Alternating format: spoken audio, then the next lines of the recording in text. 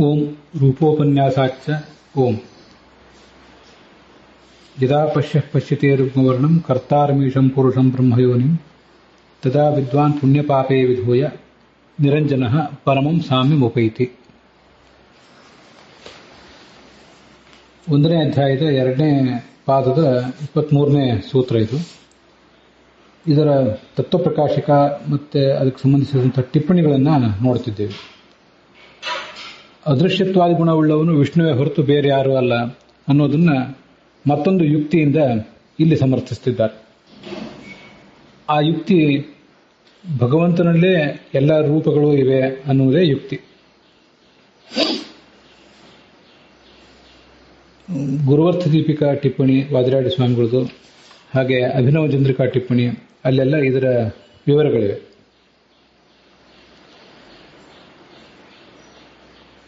ಭಗವಂತನಿಗೆ ಏನು ಮೂಲತಃ ವರ್ಣಗಳಿವೆ, ಆ ವರ್ಣಗಳ ಪ್ರತಿಬಿಂಬಗಳು ಈ ದೇವತೆಗಳಿಗೂ ಮತ್ತು ಮನುಷ್ಯರಿಗೂ ಇರುವಂತಹ ವರ್ಣಗಳು. ಅವೆಲ್ಲ ಸಮ್ಮಿಶ್ರವಾಗಿವೆ. ಭಗವಂತನಲ್ಲಿ ಮಾತ್ರ ಸಮ್ಮಿಶ್ರವಲ್ಲದ ಬಣ್ಣಗಳಿವೆ ಅಂತಿಷ್ಟು ಬಂದಿದೆ ಇದು ಗುರುವರ್ಥ ದೀಪಿಕಾ ಟಿಪ್ಪಣಿಯಲ್ಲಿ. ಸ್ವಯಂತು ಅನ್ಯೋನ್ಯ ಅಮಿಶ್ರಿತ ದಿವ್ಯ ರೂಪ ಏವ ಬಹೂವ ಏವಂಚ ರುಕ್ಮವರ್ಣಮಿತ್ಯತ್ರ ಉಕ್ತ ಭಗವದ್ರೂಪಸ್ಯ.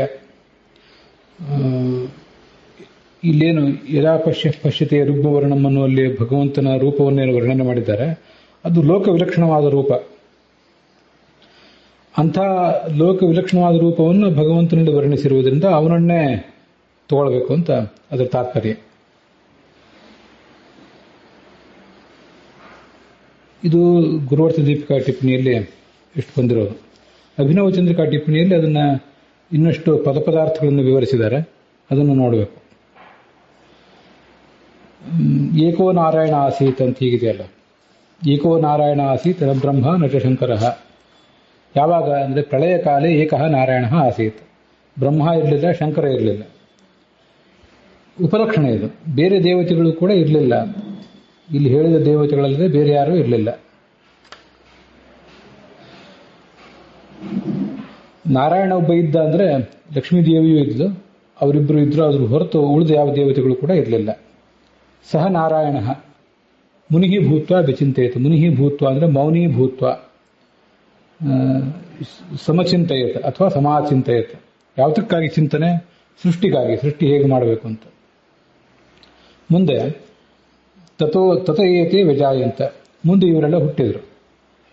ಅವ್ರು ಯಾರು? ವಿಶ್ವ ಅಂದರೆ ವಾಯು. ಅದನ್ನು ಕಳೆದ ದಿವಸ ಹೇಳಿದ್ದೆ.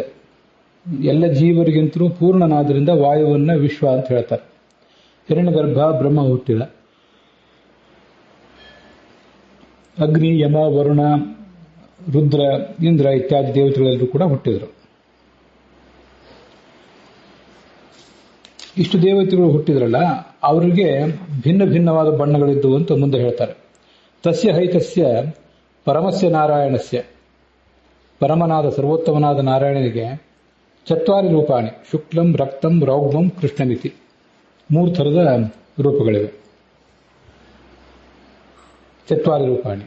ಅಲ್ಲ, ಬ್ರಹ್ಮಾದಿಗಳಿಗೂ ಆ ರೂಪ ಇದೆಯಲ್ವಾ ಅಂದರೆ ಸ ಏತಾನಿ ಅಂತ ಮುಂದೆ ಅದನ್ನ ವಿವರಿಸ್ತಾ ಇದ್ದಾರೆ.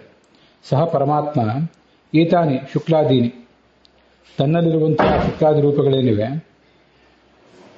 ಅವುಗಳನ್ನು ಈ ಏತೇಭ್ಯ, ಈ ಹುಟ್ಟಿದಂತಹ ದೇವತೆಗಳಿಗೆ ವಿಮಿಶ್ರಾಣಿ ರೂಪಾಂತರೇಣ ಮಿಶ್ರಾಣಿ ಅಭ್ಯಚೀಕೃಪತ್ ಕಲ್ಪಯಾಮಾಸ.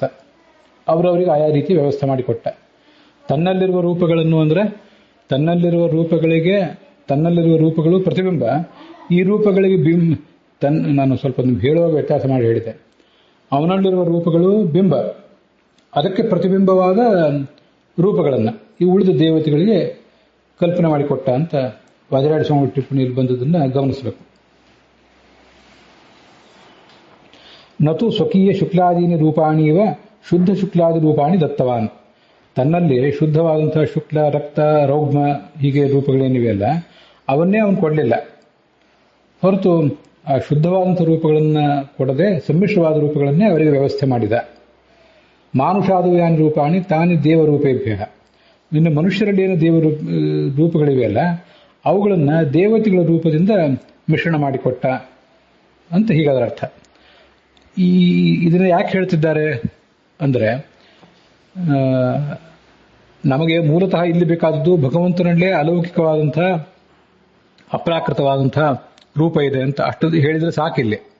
ಆದರೆ ಭಗವಂತನಲ್ಲಿ ಏನು ರೂಪಗಳಿವೆ ಅವುಗಳನ್ನು ಮಿಶ್ರಣ ಮಾಡಿ ದೇವತೆಗಳಿಗೆ ಕೊಟ್ಟ, ಆ ದೇವತೆಗಳ ರೂಪಗಳನ್ನು ಮಿಶ್ರಣ ಮಾಡಿ ದೇವತೆಗಳ ರೂಪದಿಂದ ಈ ಮನುಷ್ಯರಿಗೆ ರೂಪಗಳನ್ನು ಮಾಡಿಕೊಟ್ಟ ಅಂತ ಹೀಗಿದೆಯಲ್ಲ, ಇದು ಭಗವಂತನಿಗೆ ದೇವತೆಗಳು ಪ್ರತಿಬಿಂಬರು, ಆ ದೇವತೆಗಳಿಗೆ ಮನುಷ್ಯರ ಪ್ರತಿಬಿಂಬರು ಅನ್ನೋದನ್ನ ತೋರಿಸಲಿಕ್ಕೋಸ್ಕರ. ಇದು ಭಾಗವತ ತಾತ್ಪರ್ಯದಲ್ಲಿ ಒಂದ್ ಕಡೆ ಬೇರೆ ಕಡೆ ಬಂದಿದೆ. ಶೇಷಸ್ಯ ಪ್ರತಿಬಿಂಬಾಸ್ತು ದೇವಾಹ ಶೇಷಸ್ತು ಬ್ರಹ್ಮಣಃ ಸ ಪರಬ್ರಹ್ಮಣಶ್ಚೈವ ತೇ ಸ್ವಬಿಂಬ ಪ್ರದರ್ಶಕಾಹ ಅಥ ಸ್ವಬಿಂಬದ್ವಾರೈವ ಪರಮಾತ್ಮ ಪ್ರದರ್ಶನಂ ಅಂತ. ಇಲ್ಲಿ ಮನುಷ್ಯರ ಬಗ್ಗೆ ಬಂದಿಲ್ಲ, ಅದನ್ನ ಈಗ ಹೇಳಿದೆ ಅಷ್ಟೆ. ಎಲ್ಲಾ ದೇವತೆಗಳು ಶೇಷನ ಪ್ರತಿಬಿಂಬರು, ಗರುಡ ಶೇಷ ರುದ್ರರು ಈ ಮೂವರ ಪ್ರತಿಬಿಂಬರು, ಅಥವಾ ಶೇಷ ಗರುಡರ ಪ್ರತಿಬಿಂಬರು. ಆ ಶೇಷ ಚತುರ್ಮುಖ ಬ್ರಹ್ಮನ ಪ್ರತಿಬಿಂಬ, ಚತುರ್ಮುಖ ಬ್ರಹ್ಮ ಪರಮಾತ್ಮನ ಪ್ರತಿಬಿಂಬ. ಆದ್ರಿಂದ ನಮಗೆಲ್ಲರಿಗೂ ಕೂಡ ಅಥ ಸ್ವಬಿಂಬದ್ವಾರೈವ ಪರಮಾತ್ಮ ಪ್ರದರ್ಶನಂ. ಈ ಮುಕ್ತಿ ಯೋಗ್ಯರಾದವರು ಯಾರಿದ್ದಾರೆ ಅವರಿಗೆ ಈ ದೇವ ಋಷಿ ಪಿತೃಪ ಮನುಷ್ಯ ಅಂತ ಹೀಗೆಲ್ಲ ಇದೆಯಲ್ಲ, ಅಲ್ಲಿ ಪ್ರತಿಯೊಬ್ಬರಿಗೂ ಕೂಡ ಮುಕ್ತಿಯಾಗುವುದು ಹೇಗೆ? ಸ್ವಬಿಂಬದ್ವಾರ ಇವ. ಒಬ್ಬ ಸಾಧಕನಿಗೆ ಅವನ ಬಿಂಬ ಏನಿದೆ ಆ ಬಿಂಬದ ದರ್ಶನ ಆಗಬೇಕು ಮೊದಲು. ಆ ಬಿಂಬ ನಮ್ಮ ಹಿಂದಿನ ಬಿಂಬ, ಅವನು ತನ್ನ ಬಿಂಬವನ್ನ ತೋರಿಸ್ತಾನೆ. ಹೀಗೆ ಕೊನೆಗೆ ಪರಮಾತ್ಮನ ಬಿಂಬ ದರ್ಶನ ಆಗ್ತದೆ. ಒಟ್ಟಾರೆ ಬಿಂಬ ಪ್ರತಿಬಿಂಬ ವ್ಯವಸ್ಥೆ ಅನ್ನೋದು ಎರಡು ಥರ. ಒಂದು ಪರಮಾತ್ಮನಿಗೂ ನಮಗೂ ನೇರವಾಗಿರುವಂಥದ್ದು ಒಂದು, ಅದು ಆ ಪರಮಾತ್ಮನ ಬಿಂಬ ಯಾವ ಥರ ಇರ್ತದೋ ಆ ಥರ ನಮ್ಮದು ಅಂಥದೇ ಒಂದು ಸಾದೃಶ್ಯವನ್ನು ಪಡ್ಕೊಂಡಿರ್ತದೆ. ಇದು ನೇರವಾಗಿರುವಂಥದ್ದು ಒಂದು. ಇನ್ನೊಂದು ಪರಮಾತ್ಮನಿಗೆ ಲಕ್ಷ್ಮೀದೇವಿಗೆ ಉಳಿದವರು ಗರುಡ ಶೇಷ ರುದ್ರಾದಿಗಳು, ಅವರಿಗೆ ನಾವು ಅನುವ್ಯಾಖ್ಯಾನದಲ್ಲೂ ಬಂದಿದೆ. ಛಾಯಾಧಾತ ವಿಶೇಷಕೋ ಛಾಯಾ ವಿಷ್ಣು ರಮಾತಸ್ಯ ಛಾಯಾಧಾತ ವಿಶೇಷಕೋ ಅಂತ. ಈ ರಮಾ ಲಕ್ಷ್ಮೀದೇವಿ ವಿಷ್ಣೋ ಛಾಯಾ ಅಂದ್ರೆ ಪ್ರತಿಬಿಂಬ, ತಸ್ಯ ಅವಳಿಗೆ ಬ್ರಹ್ಮ ಪ್ರತಿಬಿಂಬ, ಬ್ರಹ್ಮ ವಾಯುಗಳು, ಅವುಗಳಿಗೆ ಮುಂದೆ ಗರುಡ ಶೇಷ ರುದ್ರಾದಿಗಳು ಪ್ರತಿಬಿಂಬರು ಅಂತ ಹೀಗೆಲ್ಲ ಬಂದಿದೆ. ಹೀಗೆ ಕೇವಲ ಆ ಆಕಾರ ಮಾತ್ರ ಬಿಂಬ ಪ್ರತಿಬಿಂಬವನ್ನು ನಮಗೆ ನೆನಪು ಮಾಡಿಕೊಡೋದಲ್ಲ, ಬಿಂಬ ಪ್ರತಿಬಿಂಬ ವ್ಯವಸ್ಥೆ ಅಲ್ಲ. ಒಟ್ಟಾರೆ ಎಲ್ಲ ಗುಣಗಳೂ ಕೂಡ ನಮ್ಮ ಗುಣಗಳೇನಿವೆ, ನಾವಿವತ್ತು ಗಳಿಸಿರುವ ಜ್ಞಾನ, ಭಕ್ತಿ, ವೈರಾಗ್ಯ, ಮತ್ತೆ ನಮ್ಮ ಬಣ್ಣ, ಸೌಂದರ್ಯ, ಹೀಗೆಲ್ಲವೂ ಕೂಡ ಈ ನಮ್ಮ ನಡುವಿರುವಂತಹ ಆ ದೇವತೆಗಳು, ಗುರುಗಳು ಮೊದಲಾದವರೇನಿದ್ದಾರೆ ಅವರ ದ್ವಾರ ಪರಮಾತ್ಮನ ಅಧೀನ ಅಂತ ಚಿಂತನೆ ಮಾಡೋದು. ನಮ್ಮದಾದದ್ದೆಲ್ಲವೂ ಕೂಡ ಹೀಗೆ ಮಾಡುವುದು ಅದರ ಉದ್ದೇಶ. ಅದನ್ನೇ ಅನುವ್ಯಾಖ್ಯಾನದಲ್ಲಿ ಮತ್ತೊಂದು ಕಡೆ ಹೇಳಿದ್ದಾರೆ. ಸ್ವಾದರಃ ಸರ್ವಭೂತಾನಾಂ ಸಂಸಿದ್ಧೋ ಹಿ ಸ್ವಭಾವತಃ ತಥೋಧಿಕಃ ಸ್ವೋತ್ತಮೇಶು ಕರ್ತವ್ಯೋ ವಾಸುದೇವಾಂತಂ ಸರ್ವಥಾ ಮುಕ್ತಿಮಿಚ್ಛತ ಅಂತ. ಅದನ್ನ ನಾನು ಯಾಕೆ ನೆನಪು ಮಾಡ್ಕೋತಿದ್ದೀನಿ, ಬಿಂಬ ಪ್ರತಿಬಿಂಬ ವ್ಯವಸ್ಥೆಯನ್ನು ಮನುಷ್ಯ ಯಾಕೆ ಮೇಲಿನ ಮೇಲೆ ಅನುಸಂಧಾನ ಮಾಡಬೇಕು ಅಂದ್ರೆ, ಸ್ವಾದರಃ ಸರ್ವಭೂತಾನಾಂ ಸಂಸಿದ್ಧ ಸ್ವಭಾವತಃ, ಪ್ರತಿಯೊಬ್ಬರಿಗೂ ಕೂಡ ತನ್ನ ಬಗ್ಗೆ ಒಂದು ಆದರ, ಸೆಲ್ಫ್ ರೆಸ್ಪೆಕ್ಟ್, ಸೆಲ್ಫ್ ಪ್ರೈಡ್ ಅಥವಾ ಸೆಲ್ಫ್ ಎಸ್ಟೀಮ್ ಅದು ತುಂಬಿ ತುಳುಕ್ತಾ ಇರ್ತದೆ. ಇನ್ನೊಬ್ಬರಿಗೆ ಕೆಲವು ಸರಿ ಅಸಹ್ಯ ಆಗುವಷ್ಟು ನಮ್ಮ ದುರಹಂಕಾರ, ಅದು ಆತ್ಮವಿಶ್ವಾಸ ಆದರೆ ಬೇರೆ, ಒಂದು ಗೆರೆ ದಾಟಿ ಅದು ದುರಹಂಕಾರ ಆಗಿಬಿಡ್ತದೆ. ಇದು ತುಂಬಿ ತುಳುಕ್ತಾ ಇರ್ತದೆ, ಸ್ವಭಾವತಃ ಎಲ್ರಿಗೂ ಇರ್ತದೆ. ಇದನ್ನ ನಮ್ಮಲ್ಲಿರುವಂತಹ ಏನು ಸ್ವಾದರ ನಮ್ಮ ಬಗ್ಗೆ ಇದೆಯಲ್ಲ, ಅದಕ್ಕೇನು ಕಾರಣ? ನಮ್ಮಲ್ಲಿರುವ ರೂಪ, ಜ್ಞಾನ, ಭಕ್ತಿ, ವೈರಾಗ್ಯ, ನಾವು ಗಳಿಸಿದ ಸಂಪತ್ತು, ನಮ್ಮ ವಂಶ, ಜಾತಿ ಇತ್ಯಾದಿ ಕಾರಣದಿಂದ ನಮಗೆ ನಮ್ಮ ಬಗ್ಗೆ ಸ್ವಾದರ. ಅದಕ್ಕಿಂತ ಹೆಚ್ಚಿನದನ್ನ ನಮ್ಗಿಂತ ಹಿರಿಯರು, ಗುರುಗಳು, ಜ್ಞಾನಿಗಳು ಮೊದಲಾದವರು ಏನಿದ್ದಾರೆ ಅವ್ರ ಬಗ್ಗೆ ಮಾಡಬೇಕು. ಅದು ಎಲ್ಲಿವರೆಗೆ ಅಂದ್ರೆ ವಾಸುದೇವಾಂತಂ, ಭಗವಂತನವರೆಗೆ ಅದನ್ನು ಮಾಡಬೇಕು. ಸರ್ವತಾ ಮುಕ್ತಿ ಮಿಚ್ಛತ. ಇಷ್ಟನ್ನೆಲ್ಲ ಅನುವ್ಯಾಖ್ಯಾನದಲ್ಲಿ ಏನು ಹೇಳಿದ್ದಾರೆ ಅದನ್ನು ಇಲ್ಲಿಯೂ ಕೂಡ ತಿಳಿಸ್ತಾ ಇದ್ದಾರೆ. ಹೀಗೆ ಭಗವಂತನಲ್ಲಿ ಇಷ್ಟು ರೂಪಗಳಿವೆ, ಅವನು ಅದನ್ನು ಬ್ರಹ್ಮ ಇತ್ಯಾದಿ ದೇವತೆಗಳಿಗೆ ಮಿಶ್ರಣ ಮಾಡಿಕೊಟ್ಟ, ಅಲ್ಲಿ ಮಿಶ್ರಣ ಮಾಡಿ ಮತ್ತೆ ಈ ಮನುಷ್ಯರಿಗೆ ಕೊಟ್ಟ ಅಂತ. ಹೀಗೆ ಮನುಷ್ಯರಿಗೆ ಬರುವವರೆಗೆ ಅದು ತುಂಬಾ ಸಮ್ಮಿಶ್ರ ಅಂತ ಅನ್ನೋದನ್ನೆಲ್ಲ ಈ ಬಿಂಬ ಪ್ರತಿಬಿಂಬ ವ್ಯವಸ್ಥೆ ಅಂತ ಅನ್ನೋದು ಕೇವಲ ಆಕಾರಕ್ಕೆ ಸಂಬಂಧಪಟ್ಟದ್ದಲ್ಲ, ಗುಣಗಳಿಗೂ ಸಂಬಂಧಪಟ್ಟದ್ದು ಅನ್ನೋದನ್ನ ತೋರಿಸಲಿಕ್ಕೋಸ್ಕರ ಇಲ್ಲಿ ಆಚಾರ್ಯದಿಂದ ಹೇಳಿದ್ದಾರೆ. ಅದಲ್ಲದೆ ಹೋದ್ರೆ ಬರೇ ರೂಪಗಳನ್ನು ಹೇಳಿದ್ರೆ ಸಾಕಾಗಿತ್ತು. ಅಷ್ಟು ಪ್ರಕೃತಿ ಮೊದಲಾದದ್ದು ಯಾವುದೂ ಕೂಡ ಈ ಥರದ ಅಲೌಕಿಕವಾದ ರೂಪ ಉಳ್ಳದ್ದಲ್ಲ, ಭಗವಂತ ಒಬ್ಬರೇ ರೂಪ ಉಳ್ಳವನು ಅಂತ ಹೇಳಿದ್ರೆ ಸಾಕಾಗ್ತಿತ್ತು. ಆದರೆ ಉದ್ದೇಶಪೂರ್ವಕವಾಗಿ ಇದನ್ನೆಲ್ಲ ಹೇಳಿದ್ದಾರೆ.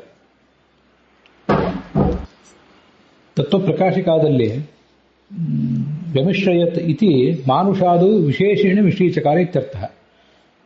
ಅದಕ್ಕಿಂತ ಮುಂಚೆ ವಿಶ್ವ ಅಂದರೆ ವಾಯು, ಅದು ನಾವು ನಿನ್ನೆ ದಿವಸ ನೋಡಿದ್ದೇವೆ.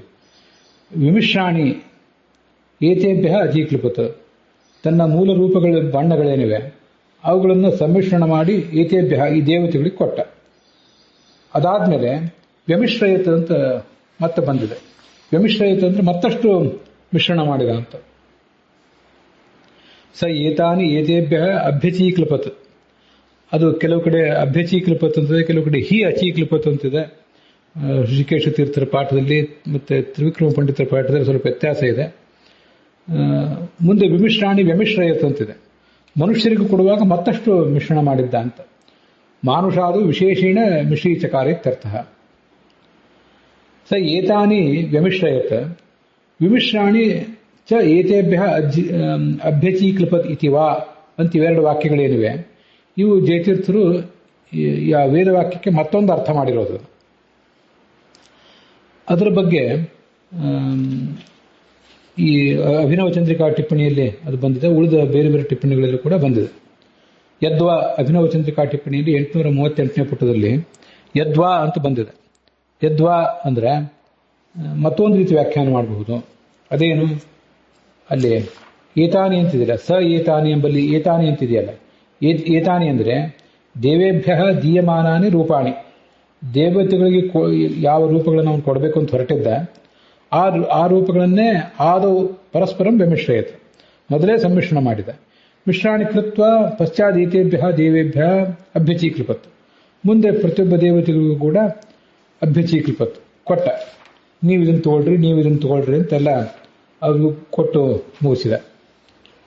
ಅತಃ ದೇವಾದಿರೂಪಾಣ ಶುದ್ಧ ಶುಕ್ಲತ್ವ ಅಭಾವಾತ್, ಅವರು ಯಾರಿಗೂ ಕೂಡ ಶುದ್ಧ ಶುಕ್ಲ ರೂಪ ಇಲ್ಲದ್ರಿಂದ ಏತಾದೃಕ್ ಅಂದ್ರೆ ಶುದ್ಧಂ ಶುಕ್ಲಾದಿ ಏತದ್ರೂಪಂ, ಅಲ್ಲಿ ವೇದವಾಕ್ಯದಲ್ಲಿ ಅತಃ ಏತಾದೃಕ್ ಏತದ್ರೂಪಂ ಅಂತಿದೆಯಲ್ಲ, ಏತದ್ರೂಪಂ ಅಂದ್ರೆ ಏತಸ್ಯ ರೂಪಂ ವಿಷ್ಣೋ ಏವ ರೂಪಮಿದಂ, ಯಾವುದದು ಏತಾದೃಕ್ ರೂಪಂ, ಆ ಮೂಲತಃ ಶುದ್ಧವಾದ ಶುಕ್ಲ ಮೊದಲಾದದ್ದೇನಿದೆ ಅದೆಲ್ಲ ಭಗವಂತಂದೇ ಶುದ್ಧವಾದ ರೂಪ, ಉಳಿದುದರಲ್ಲಿ ಸಮ್ಮಿಶ್ರವಾಗಿರ್ತದೆ ಅವರ ದೇಹ ಮತ್ತು ಮೂರು ಸ್ವರೂಪದಲ್ಲಿ ಅಂತ ಅದರ ತಾತ್ಪರ್ಯ. ಅದನ್ನೇ ಯದ್ವಾ ಅಂತ ಹೇಳಿದ್ದಾರೆ. ಈ ಬೇರೆ ತತ್ವ ಸುಬೋಧಿನಿ ಮೊದಲಾದ ಟಿಪ್ಪಣಿಗಳಲ್ಲಿ 839ನೇ ಪುಟದಲ್ಲಿ ಅರ್ಥಾಂತರ ಮಾಹ, ಅರ್ಥಾಂತರ ಅಂತ ನಮ್ಗೆ ಗೊತ್ತಿರಬೇಕು. ಗೀತಾನಿ ಇತಿ, ಗೀತಾನಿ ಎಂಬ ಶಬ್ದದಿಂದ ಆ ಇನ್ನೊಂದು ಅರ್ಥವನ್ನು ಜಯತೀರ್ಥರು ತಿಳಿಸ್ತಾ ಇದ್ದಾರೆ.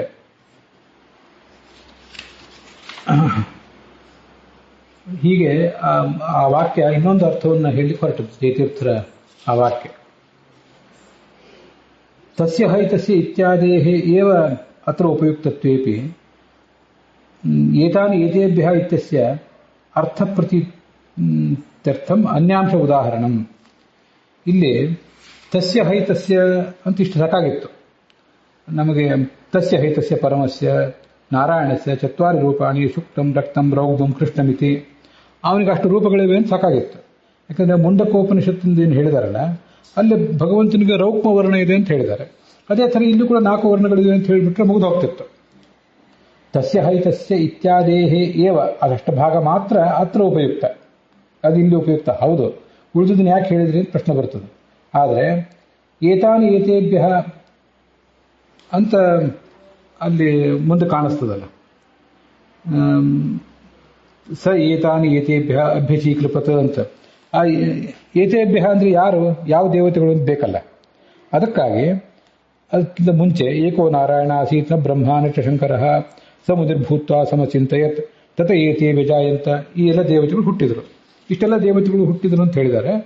ಆ ಎಲ್ಲ ದೇವತೆಗಳಿಗೆ ಈ ಬಣ್ಣಗಳನ್ನು ಕೊಟ್ಟ ಅಂತ ಮುಂದೆ ಏತೇಭ್ಯ ಅಂತಂದ್ರೆ ಏತೇಭ್ಯ ಎಂಬ ಶಬ್ದದಿಂದ ಹಿಂದೆ ಹೇಳಿದ ದೇವತೆಗಳನ್ನು ತಿಳ್ಕೊಳ್ಬೇಕು ಅಂತ ನಮ್ಗೆ ಗೊತ್ತಾಗ್ತದೆ. ಏತೇಭ್ಯ ಇತ್ಯಸ್ಯ ಈ ಒಂದು ವಾಕ್ಯಖಂಡದ ಅರ್ಥ ಪ್ರತೀತ್ಯರ್ಥಂ, ಅರ್ಥಜ್ಞಾನಕ್ಕಾಗಿ ಅನ್ಯಾಂಶ ಉದಾಹರಣ. ಏಕೋ ನಾರಾಯಣ ಆಸೀತ್ನ ಬ್ರಹ್ಮಾನ ಶಂಕರ ಅನ್ನೋ ಮಾತನ್ನು ಕೂಡ ಆಚಾರ್ಯಲ್ಲಿ ಕೋಟ್ ಮಾಡಿದ್ದಾರೆ. ತಸ್ಮಾತ್ ವಿಷ್ಣೋರೇವ ಅದೃಶ್ಯತ್ವಾದಿ ಗುಣಕತ್ವಮಿತಿ ಸಯೇವ ಆನಂದಮಯ ಇತಿ ಸಿದ್ಧಂ. ಆದ್ದರಿಂದ ಅದೃಶ್ಯತ್ವಾದಿ ಗುಣವುಳ್ಳವನು ಯಾರು? ವಿಷ್ಣುವೇ ಹೊರತು ಬೇರೆ ಯಾರೂ ಅಲ್ಲ. ಆದ್ದರಿಂದ ಅವನೇ ಆನಂದಮಯ. ಇದು ನೋಡಿ, ಪಂಚಾಧಿಕರಣಗಳು ಮೊದಲೇನು ಬಂತಲ್ಲ, ಜನ್ಮಾಧಿಕರಣ, ಜಿಜ್ಞಾಸಾಧಿಕರಣ, ಜನ್ಮಾಧಿಕರಣ, ಅದಾದ್ಮೇಲೆ ಅವನೇ ಆನಂದಮಯ ಅಂತ ಹೀಗೆಲ್ಲ ಪ್ರತಿಪಾದನೆ ಮಾಡಿ ಆಯ್ತಲ್ಲ. ಅಲ್ಲಿ ತ್ರಿವಿಕ್ರಮ ಪಂಡಿತರು ನಾವು ಹೇಳಿದ್ದನ್ನ ಬಹಳ ಹಿಂದೆನೇ ನಾವು ನೋಡಿದ್ದೇವೆ. ವಸ್ತುತಃ ಆ ಮೊದಲಿನ 4-5 ಅಧಿಕರಣಗಳಲ್ಲೇ ಸಮಸ್ತ ಶಾಸ್ತ್ರಸಾರವನ್ನು ಹೇಳಿ ಆಯಿತು. ಅದಾದ್ಮೇಲೆ ಉಳಿದಿದ್ದಾವುದು ಬೇಕಾಗೇ ಇಲ್ಲ. ಬುದ್ಧಿವಂತರಾದವರಿಗೆ ಅಷ್ಟು ಗೈಡೆನ್ಸ್ ಸಾಕು. ಆದರೂ ಉಳಿದುದನ್ನ ಯಾಕೆ ಮಾಡಬೇಕು ಅಂದರೆ, ಮತ್ತಷ್ಟು ಯಾರಿಗಾದರೂ ಮಂದ ಬುದ್ಧಿಯವರಿಗೆ ಇನ್ನೂ ಜಿಜ್ಞಾಸೆಗಳಿದ್ರೆ ಅದಕ್ಕಾಗಿ ಉಳಿದದ್ದು ಬೇಕಾಗಿದೆ. ಉಳಿದೆಲ್ಲ ಸೂತ್ರಗಳು, ಅಧ್ಯಾಯಗಳು ಇವೆಲ್ಲ ವಸ್ತುತಃ ಅಷ್ಟು ಸಾಕು. ಅದೇ ಸಕಲ ಶಾಸ್ತ್ರದ ಸಾರ. ಅದರಿಂದ ಅಲ್ಲಿ ತಗೊಂಡೋಗಿ ಸಮನ್ವಯ ಮಾಡೋದು ಇದನ್ನೆಲ್ಲ. ಸಯೇವ ಆನಂದಮಯ ಅಂತ 1ನೇ ಅಧ್ಯಾಯದ 1ನೇ ಪಾದದಲ್ಲಿ ಆನಂದಮಯ ಅಧಿಕರಣದಲ್ಲಿ ಅಂತಂತೂ ಅವನೇ ಆನಂದಮಯ ಅಂತ ಸಮರ್ಥನೆ ಮಾಡೋದು ಅದರ ಉದ್ದೇಶ. ಅಲ್ಲಿಗೆ ತತ್ವ ಪ್ರಕಾಶಿಕಾದ ಈ ಭಾಗ ಸಮಾಪ್ತ ಆಗಿದೆ. ಇವತ್ತಿನ ಈ ಭಾಗವು ಕೂಡ ಸಮಾಪ್ತ ಆಗಿದೆ.